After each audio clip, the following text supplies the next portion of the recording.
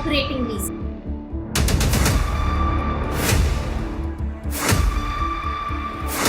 There are internal auditors everywhere, then how did that Vijay Mallya fraud even happen?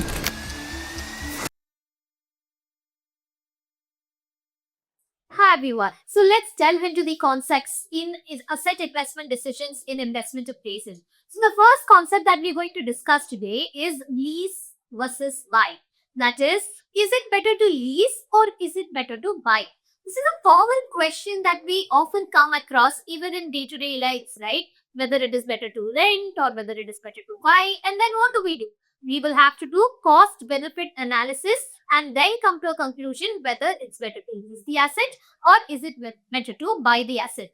So even in asset investment decisions, a separate decision has to be made in order to check whether it is better to lease it or whether it is better to buy it.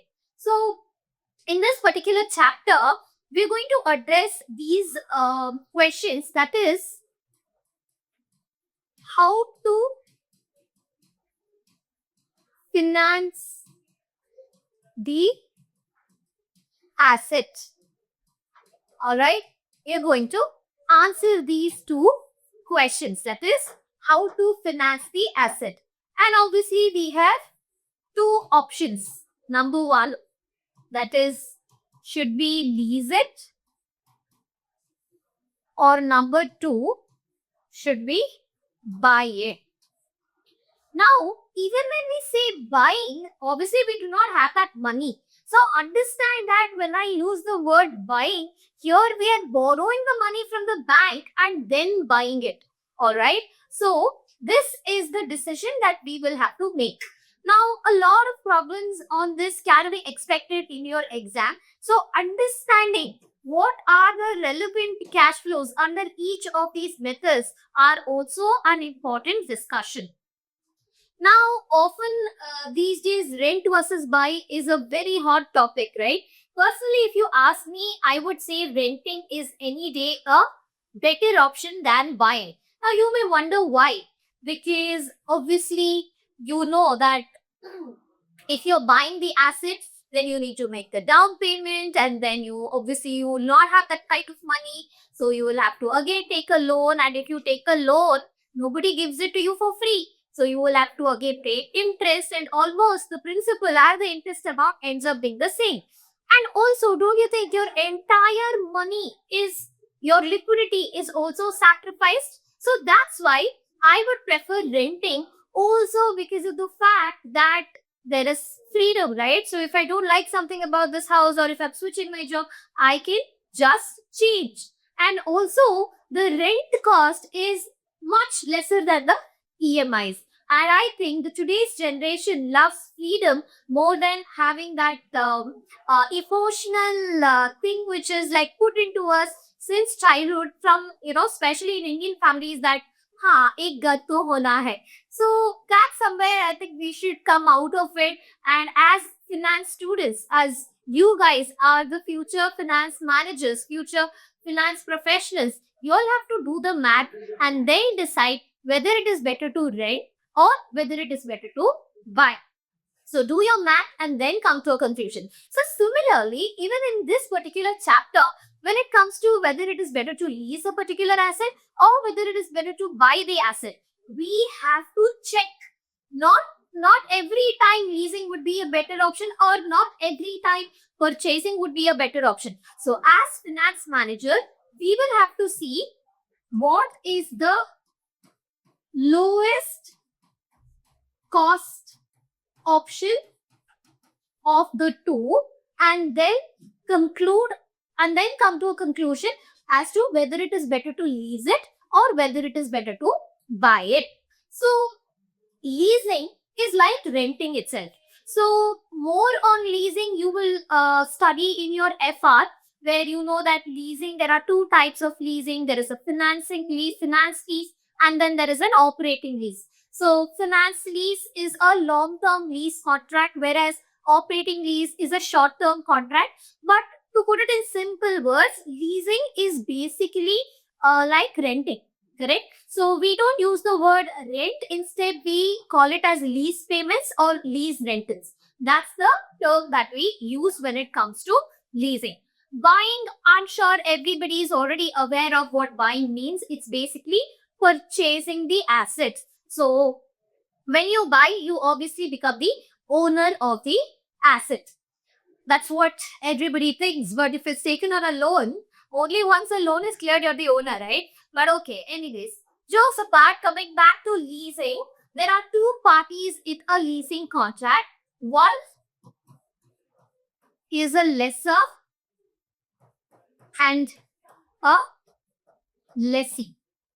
Now, lessor is the owner of the asset and lessee is the user of the asset. Like I said, if you are staying in a rented place, obviously that house is owned by someone, right? So that in leasing point of view, we call it as a lessor. And the one who's staying in that house is the lessee, or in other words, the tenant. So when we talk about lease versus buy, we will have to calculate the lowest cost of option, which means that you remember, right? It's all about time value of money. It's all about understanding the present value of the cash flows. So that's why the next part that we need to know is that what are the relevant cash flows under leasing and what are the relevant cash flows if you are buying the asset. All right.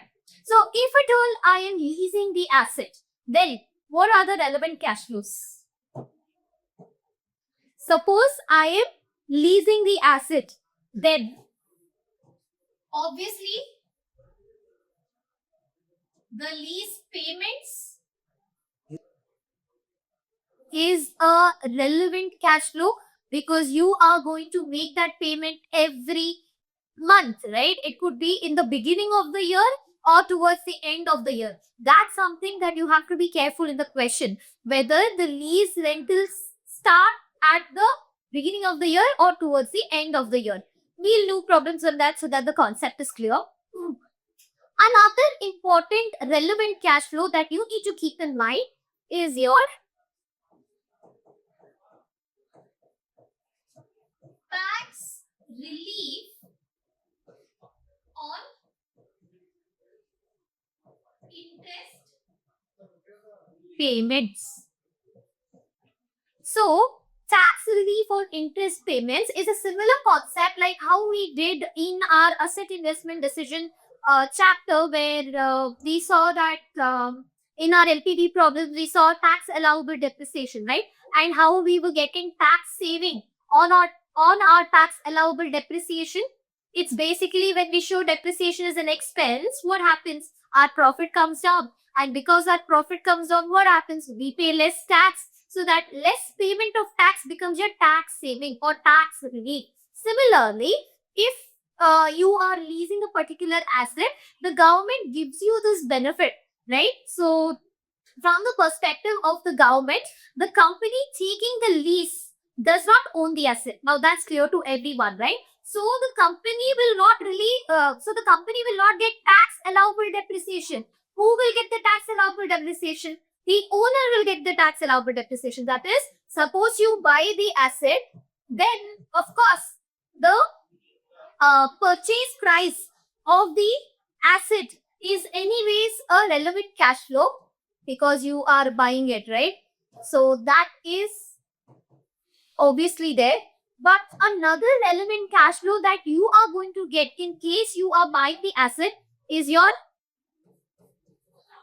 tax saving on tax allowable depreciation. And I hope you guys are aware of this already because we had discussed this in detail when we were doing our NPV problem, where we had dealt with this particular adjustment separately. So here, if in case you're buying the asset, then purchase price of the asset is a relevant cash flow. Tax saving on your tax allowable depreciation is a relevant cash flow. So this you're getting only if you are the owner of the asset. But if you're leasing the asset, you will not get that. But instead, you will get tax relief on interest payments. So the lease payments will attract tax relief which is a relevant cash flow, and it should be included in your NPV calculation. And the third important cash flow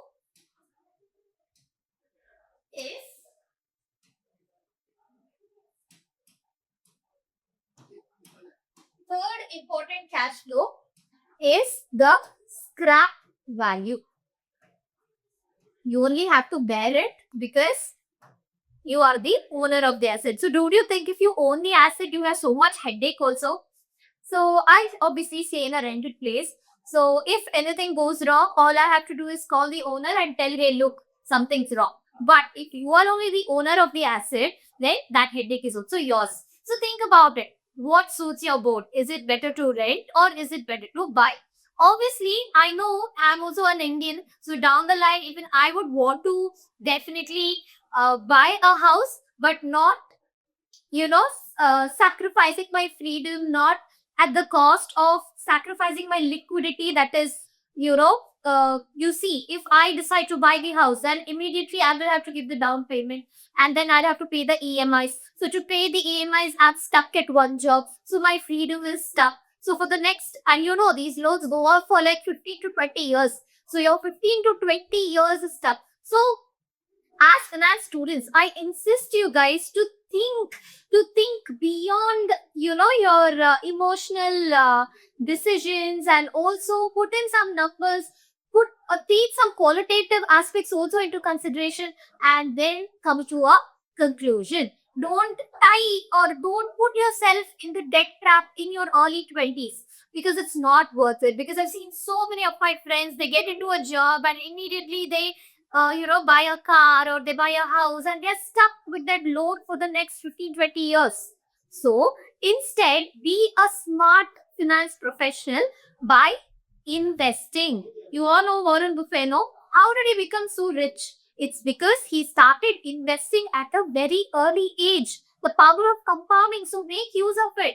So instead of paying your EMIs, you start your SIPs. When your SIPs mature, and at one time when the compounding starts working, you will have a purpose, and then you outright buy the house. So that would be my perspective for now. Hopefully, I don't see it to change in the coming few years at least. But you never know, right? Life is so uncertain. And we spoke about risk and uncertainty also in our previous chapter. That is, we have to account for risk and uncertainty when we are making an investment decision. So, coming back to the topic here, whether it is better to lease or buy, it all depends on these relevant cash flows. So, based on these relevant cash flows, we are going to decide. So, basically, what are we going to do? We are going to take these relevant cash flows. In case of leasing, it's your lease payments and your tax relief on interest payments. And here it's your purchase price, tax saving, and scrap value. And then we will convert these cash flows to present value. So if I'm converting my cash flows to present value, obviously I need a discount rate, right? So what is that discount rate that I am going to use? So for that, you need to know that the discount rate or the cost of capital to be used is, what is it? It's your post-tax cost of borrowing. What is it? It's your post-tax cost of borrowing. Sometimes, this is something that you have to keep in mind, okay? Purposely, in the question, they will give you two discount rates. One which could be your nominal rate of return or your normal cost of capital, and then they will give you another rate of return, which is the cost of borrowing. So be smart enough to take the post-tax cost of borrowing. That means they'll purposely give tax rate also in the question. So you should be smart enough to they might have given you the pre-tax, and lot of students under pressure, they end up taking that pre-tax figure to convert their future cash flows to present value. But you don't do that mistake. If it's a lease versus buy question, then you make sure that you take post-tax cost of borrowing. So whatever is the cost of borrowing, you'll have to go 1 minus the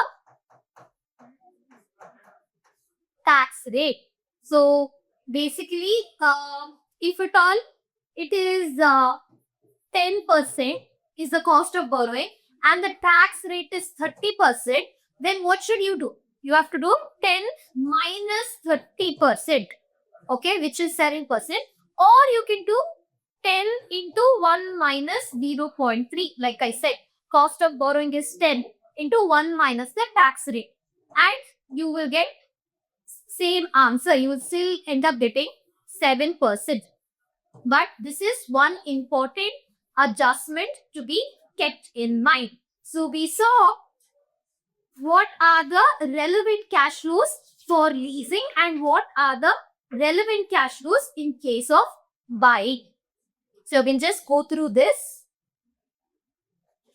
So let me just revise everything for you guys. When it comes to leasing, what do? The relevant cash flows are the lease payments and the tax relief on lease payments. There are two parties, lessor and the lessee. And leasing is just like renting out for fixed lease payments, and the user of the asset does not legally own the asset. That is, the lessee does not own the asset. It's because the lessor owns it. And when it comes to buying, what happens with respect to buying? Buying equals borrowing. So remember, buying is not like outright buying. Here also you're borrowing money from bank or elsewhere, and then you are buying the asset. So it's borrow and buying the asset, and that is the reason you will have to take your post-tax cost of borrowing, which is your cost of debt. And generally they give you pre-tax, so make sure you take it after tax. Okay.